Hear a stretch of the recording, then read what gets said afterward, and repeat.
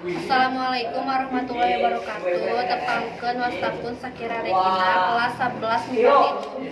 Jadi abdi bade maparkeun biantara nu judulna melestarikan bahasa Sunda. Bapak guru anu pusing kuring di pihormat teu kalangkungan rerencangan sadayana langkung dipayun mangga urang sami-sami muji syukur ka Gusti Maha Agung. Margi mung barokah sareng hormat mantena urang tiasa riung mumpung dina kesempatan ieu. Harti kecap Sunda teh luhur pisan nyaeta gumilang hatina kecap eta henteu mandilaperkeun dina seni jeung budaya. Salah sahijina nyaeta tarling. Tarling singkatan tina gitar suling. Mimitina munculna dina wewengkon Cirebon jeung panenta Jawa Barat zaman Balanda tahun 1935-an.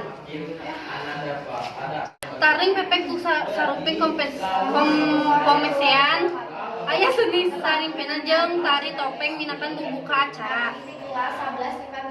Pareng nincak bulan hari hajatan teu di itu anu pangkunan diogan ku nu boga hajat. Mung pangaruh dangdut anu diwanokeun dina taun 20-an.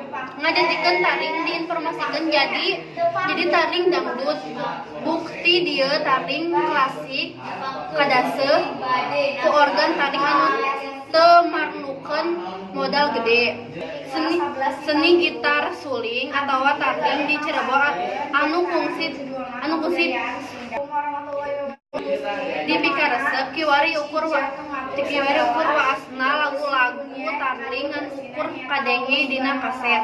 Komo saenggeus ditinggalkeun ku mastrona. Sakitu wae ti sim kuring pamungkasan mugi-mugi taufik sareng hidayah gubrek ka urang sadayana. Ampunten bilih aya nu kalepatan dina cariosan. Assalamualaikum warahmatullahi wabarakatuh.